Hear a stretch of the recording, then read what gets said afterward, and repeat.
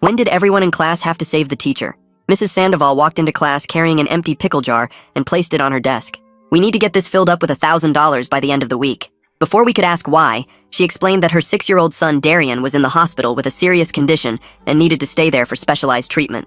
The jar started filling up immediately. Brian dropped in a 20, Sage added her lunch money, and soon everyone was contributing whatever they could. By the end of Monday, the jar had about $200. Mrs. Sandoval thanked us with tears in her eyes and carefully placed the jar on the corner of her desk where everyone could see it. Tuesday brought more donations. Kids from other classes heard about Darian. The football team took up a collection. Drama Club donated their fundraiser profits. By lunch, the jar was nearly 3/4 full, and Mrs. Sandoval was beaming. She broke down crying tears of joy during lab experiments, and we could see her glancing at the filling jar throughout class. Someone had taped a photo of Darian to the side, a sweet kid with glasses holding a toy dinosaur. But then Wednesday morning, everything changed. Mrs. Sandoval arrived to find her classroom door already open and the money jar gone. Her desk drawers had been pulled out and papers were scattered everywhere. The photo of Darian was on the floor, torn in half. She stood frozen in the doorway before letting out a sound I'll never forget. The principal was called immediately along with school security. They reviewed camera footage from the hallway, but the angles didn't show who entered the room. The only thing visible was a figure in dark clothing carrying something jar-shaped around 6 a.m. Everyone was questioned, but nobody admitted to seeing anything suspicious. The whole school was in uproar, and the school board held an emergency meeting about the theft. Meanwhile, Mrs. Sandoval sat at her desk staring at the empty spot where the jar had been. Principal Williams made an announcement that the theft was being investigated by local police. He said anyone with information should come forward immediately.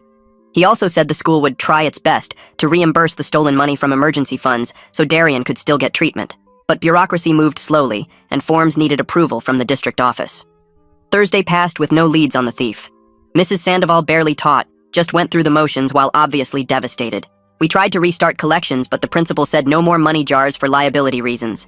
The GoFundMe page Haley created was gaining traction, but not fast enough. Darian needed the treatment by Friday. That's when things got weird. During lunch, I saw Mr. Campbell from the history department acting strangely by his car. He kept looking around nervously while loading something into his trunk. When he saw me watching, he quickly slammed it shut and walked away. Something about his behavior seemed off, but I couldn't place why. After school, I mentioned it to Brian, who said he'd noticed Mr. Campbell had been absent Wednesday morning. Sage chimed in that she'd seen him near the science wing early that day when she'd arrived for jazz band practice. We started piecing together timeline details that made us suspicious.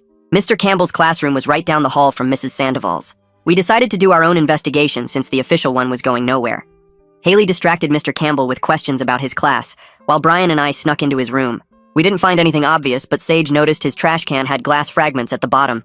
They looked like they could be from a jar. Friday morning, the janitor found the empty money jar in the dumpster behind the school. It had been wiped clean of fingerprints, but one detail